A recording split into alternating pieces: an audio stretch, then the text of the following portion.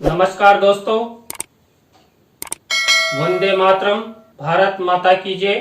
CDRK Saini B Ed classes YouTube channel पर आप सभी का हार्दिक स्वागत है, अभिनंदन है। देखिए, हमारे यूट्यूब चैनल के माध्यम से आप सभी के लिए आपके सभी शिक्षण विषयों पर आधारित पाठ योजना निर्माण कार्यक्रम चलाया जा रहा है। इस पाठ योजना निर्माण कार्यक्रम के अंतर्गत गणित पाठ योजना क्रमांक 4 में आज हम लाभ हानि, देखिए लाभ हानि, सब चाहते हैं कि मुझे प्रॉफिट हो, कोई ये नहीं चाहता है मुझे हानि हो। तो देखिए, आज हम लाभ हानि प्रकरण का चयन करते हुए एक पाठ योजना का निर्माण करना आपको बताएंगे। तो आप सब बने रहें हमारे साथ, हमारे YouTube चैनल के साथ। और यदि आप हमारे YouTube चैनल पर पहली बार आए हैं तो हमारे YouTube चैनल को सब्सक्राइब करें और पास ही बने बेल आइकन के बटन को जरूर दबा देवें, जिससे हमारे द्वारा जब भी कोई न्यू पाठ योजना अपलोड की जाती है या लाइव क्लास चलाई जाती है तो उनके नोटिफिकेशन आपको मिल सके और आप पाठ योजना निर्माण करना सीख सके। देखिए, जब हम गणित शिक्षण की पाठ योजना का निर्माण करते हैं तो वही सबसे पहले शामपट्ट पूर्ति बनाते हैं। शामपट्ट पूर्ति के अंतर्गत हम विद्यालय का नाम, कक्षा, दिनांक, कालांश, कालांश का समय और विषय, मेन सेंटर में हम हमारा प्रकरण लिखते हैं। जिस प्रकरण को हम पढ़ाने जा रहे हैं या जिस प्रकरण की हम पाठ योजना निर्माण करने जा रहे हैं उसको अंडरलाइन और इन्वर्टेड कोमाज में बंद करते हैं। इसके बाद देखिए, हम प्रत्येक गणित पाठ योजना में उद्देश्यों का निर्माण करते हैं, विशिष्ट उद्देश्यों का निर्माण करते हैं, अपेक्षित व्यवहारगत परिवर्तन बनाते हैं कि हम छात्रों में क्या परिवर्तन करेंगे इस पाठ योजना के माध्यम से। तो यहाँ पर देखिए, पहला उद्देश्य है ज्ञान। अब ज्ञान से संबंधित और जो हमारा प्रकरण है उसको विशेष ध्यान में रखते हुए ही विशिष्टीकरण और अपेक्षित व्यवहारगत परिवर्तन बनाए जाते हैं। तो यहाँ पर ये ज्ञान उद्देश्य से संबंधित विशिष्टीकरण और ये अपेक्षित व्यवहारगत परिवर्तन। इसी तरह देखिए, अवबोध से संबंधित ये विशिष्टीकरण और ये अपेक्षित व्यवहारगत परिवर्तन, ये दो हमारे उद्देश्य हुए। थर्ड नंबर का उद्देश्य है ज्ञानोपयोगी। देखिए, ज्ञानोपयोगी उद्देश्य का जब निर्माण करते हैं तो इसमें भी हम हमारे उद्देश्य और हमारे प्रकरण को ध्यान में रखते हुए ही विशिष्टीकरण और अपेक्षित व्यवहारगत परिवर्तन बनाते हैं। तो यहाँ ज्ञानोपयोगी से संबंधित ये विशिष्टीकरण और ये अपेक्षित व्यवहारगत परिवर्तन। इसके बाद चौथे नंबर का उद्देश्य है कौशल। कौशल से संबंधित ये विशिष्टीकरण और ये अपेक्षित व्यवहारगत परिवर्तन। देखिए, सबसे मेन होती है अपेक्षित व्यवहारगत परिवर्तन। देखिए, विषय जो हमारा प्रकरण है और हमारा जो उद्देश्य है उसको ध्यान में रखते हुए ही अपेक्षित व्यवहारगत परिवर्तन बनाए जाते हैं। आप जब दैनिक पाठ योजना का निर्माण करते हैं तो सबसे ज्यादा दिक्कत यही होती है, क्योंकि यहाँ पर चेंजेस करना होता है और वो चेंजेस होते हैं जो हमारा प्रकरण कहता है उसके अनुसार। फिफ्थ नंबर का उद्देश्य है अभिरुचि से संबंधित। देखिए, अभिरुचि से संबंधित ये विशिष्टीकरण और ये अपेक्षित व्यवहारगत परिवर्तन। इसी तरह देखिए, अभिवृत्ति से संबंधित ये विशिष्टीकरण, ये अपेक्षित व्यवहारगत परिवर्तन। इस तरह ये हमारे 6 उद्देश्य हुए। 6 उद्देश्यों के बाद हम कक्षा शिक्षण सहायक सामग्री, जो सामान्य और विशिष्ट 2 प्रकार की होती है। यहाँ पर देखिए, हम चार्ट का प्रयोग करेंगे तो मैंने यहाँ पर चार्ट लिख दिया है। चित्र का प्रयोग करते तो चित्र का प्रयोग लिख देते, मॉडल का प्रयोग हम करते तो मॉडल लिख देते। यानी जो भी हम दृश्य श्रव्य विशिष्ट शिक्षण सहायक सामग्री का निर्माण करते हैं वो यहाँ पर लिखते हैं। इसके बाद पूर्व ज्ञान, छात्र लाभ हानि के बारे में सामान्य जानकारी रखते हैं। देखिए यहां तक हमारी जो पूर्व प्रक्रियाएं होती है पाठ योजना निर्माण की वो हुई। मेन पाठ योजना शुरू होती है हमारी प्रस्तावना शिक्षण बिंदु से। देखिए प्रस्तावना के अंतर्गत हम 3 से 5 प्रस्तावना के प्रश्न बनाते हैं। अंतिम प्रश्न समस्यात्मक होता है, प्रश्नों में तारतम्यता होती है, एक दूसरे से मतलब प्रश्न जुड़े हुए रहते हैं, छात्रों से जो उत्तर मिलते हैं उसी उत्तर से एक टीचर को प्रश्न बनाना होता है। तो यहां पर देखिए जो प्रस्तावना के प्रश्न है उनके बारे में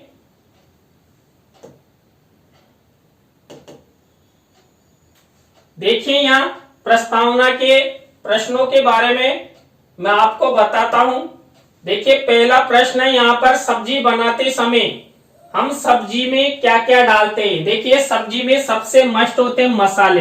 देखिए आपकी मम्मी खाना बनाती है या आप बनाते हैं और सब्जी में यदि मसाले नहीं हो तो सब्जी अच्छी नहीं बनती है, स्वादिष्ट नहीं बनती है, क्योंकि सभी को अपनी जीभ का स्वाद भी चाहिए होता है। तो इसी मसाले से हमारा अगला प्रश्न बनेगा, मसाले खरीदने के लिए हम कहाँ जाते हैं। देखिए मसाले खरीदने के लिए ये तो है नहीं कि हमारे घर में पैदा हो जाते हैं, सब कहाँ जाते हैं, बाजार में। बाजार में जाते हैं तो इसी बाजार से हमारा अगला प्रश्न बना हुआ है, बाजार में दुकानें कौन लगाते हैं। देखिए स्वाभाविक है बाजार में दुकानदार ही लगाता है, जिन्होंने भी दुकानें खोल रखी है वो दुकानें लगाता है। अब देखिए अगला प्रश्न बना है इसी दुकानदार से कि दुकानदार दुकानें क्यों लगाते हैं, क्या कारण है। देखिए दुकानदार दुकानें लाभ कमाने हेतु तो लगाते हैं, प्रॉफिट के लिए कमाते हैं, अपने परिवार के पालन पोषण के लिए लगाते हैं। और आप सब हम सब मान लीजिए कोई व्यवसाय करते हैं तो उसमें भी हम प्रॉफिट चाहते हैं, हमारे परिवार के पालन पोषण हेतु ही हम व्यवसाय करते हैं। तो यहाँ पर भी दुकानदार दुकानें इसलिए लगाते हैं कि लाभ कमाने तो कि उन्हें प्रॉफिट होए। इसके बाद लाभ कमाने से ही अगला प्रश्न है। देखिए लाभ हानि के बारे में आप क्या जानते हैं। यहाँ पर लाभ शब्द को ले लिया कि लाभ हानि के बारे में आप क्या जानते हो। हमारा अंतिम प्रश्न समस्यात्मक हो गया। जो मैंने बताया था प्रश्नों में तारतम्यता, जिग उत्तरों से ही हमारा प्रश्न होना चाहिए। इसके बाद दूसरी स्टेप आती है उद्देश्य कथन। देखिए उद्देश्य कथन में जो संबंधित प्रकरण की पाठ योजना का निर्माण हम करने जा रहे हैं, प्रस्तुतिकरण करने जा रहे हैं, उसके बारे में बताना होता है। बच्चों आज हम सब लाभ हानि के बारे में विस्तार पूर्वक अध्ययन करेंगे।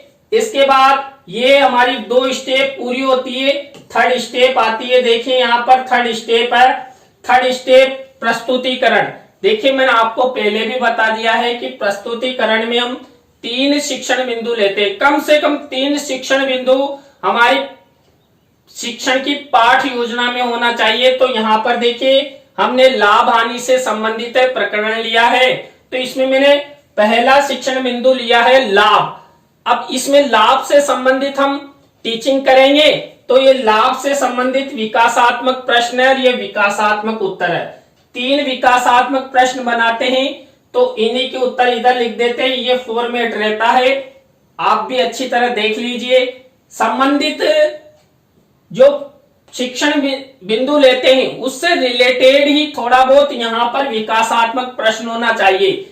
जो हमें ये शिक्षण बिंदु लेते हैं इसके विकास हेतु विकासात्मक प्रश्न पूछे जाते हैं कि छात्र उस शिक्षण बिंदु की ओर आ सके, रुचि उत्पन्न हो सके। तो यहाँ पर देखिए ये विकासात्मक प्रश्न है। विकासात्मक प्रश्नों के बाद देखिए छात्र अध्यापक छात्र अध्यापिका कथन, ये सबसे मस्ट होता है। तो देखिए यहाँ पर लाभ से संबंधित ये व्याख्यान किया गया है, ये मौखिक रूप से शिक्षक बताता रहता है।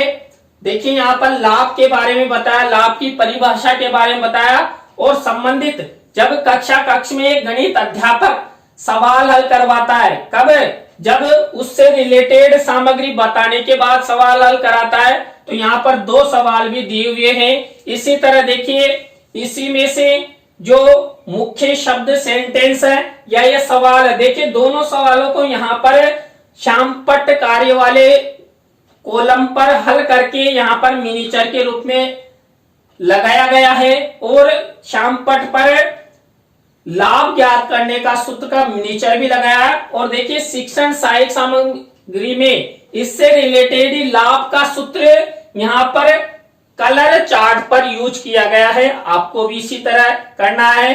तो यह हुआ हमारा छात्र अध्यापक छात्र अध्यापिका कथन किससे संबंधित, लाभ से संबंधित। अब इसी में से हम बोध प्रश्न पूछेंगे। तो देखिए ये हमारे बोध प्रश्न है, मैंने आपको बता दिया है 3 से 5 बोध प्रश्न हम छात्रों से पूछ सकते हैं और वो रिलेटेड होने चाहिए संबंधित शिक्षण बिंदु से। देखिए अभी अभी हमने लाभ से संबंधित शिक्षण बिंदु का अध्ययन किया, तो ये लाभ से संबंधित शिक्षण बिंदु से ही रिलेटेड बोध प्रश्न है।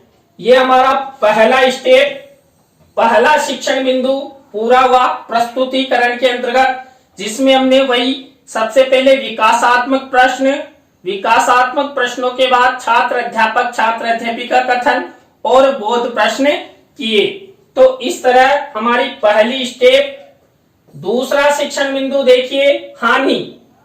तो हानि से संबंधित ये विकासात्मक प्रश्न और ये विकासात्मक उत्तर, वही किससे रिलेटेड है, हानि से संबंधित है। तो यहाँ पर 3 विकासात्मक प्रश्न और विकासात्मक उत्तर बनाए गए हैं।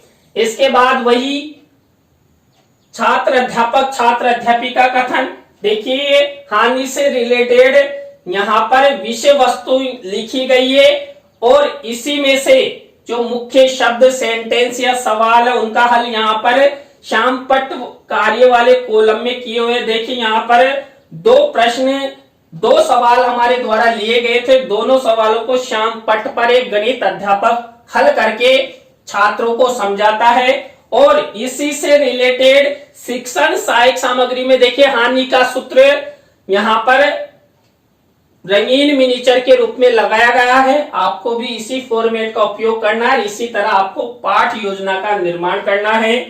इसके बाद इसी में से हम बोध प्रश्न पूछेंगे। तो देखिए ये 3 से 5 बोध प्रश्नों में मेरे द्वारा 4 बोध प्रश्न बनाए हैं।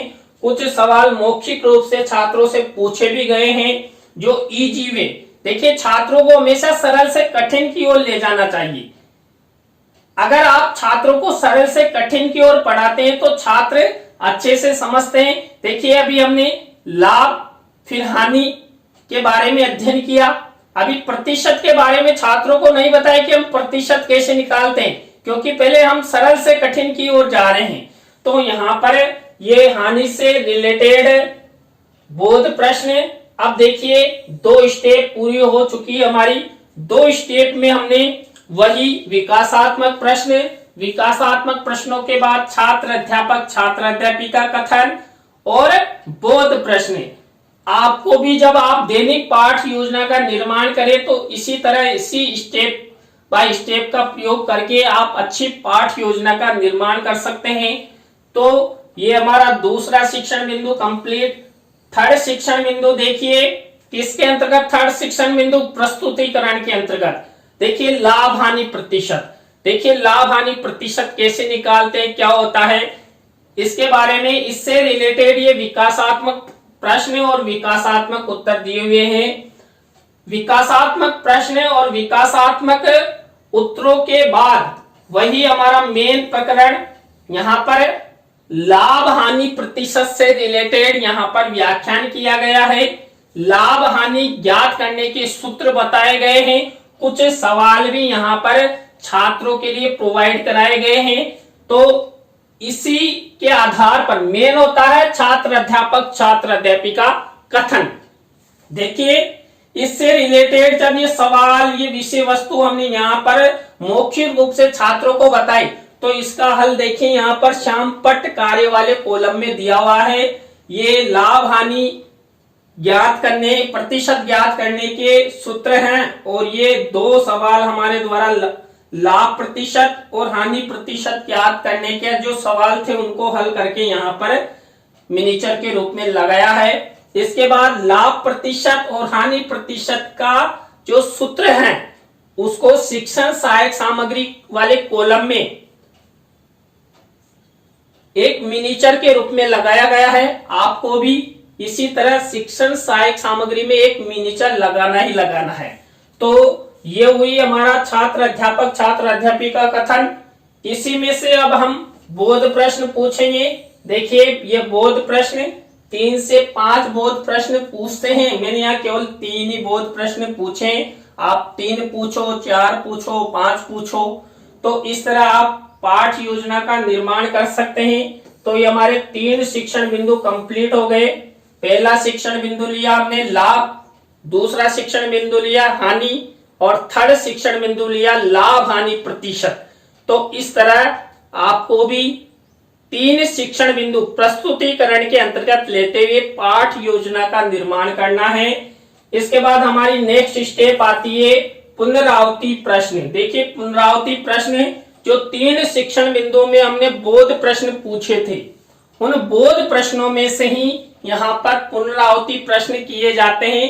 छात्रों के मूल्यांकन, छात्रों के अभ्यास हेतु पुनरावृत्ति प्रश्न पूछे जाते हैं। तो यहाँ पर इसी तरह आपको प्रयोग करना है। इसके बाद देखिए हमारी नेक्स्ट स्टेप आती है मूल्यांकन प्रश्न। देखिए मूल्यांकन प्रश्न वही मैंने आपको पहले भी बता दिया, फिर से बता रहा हूं।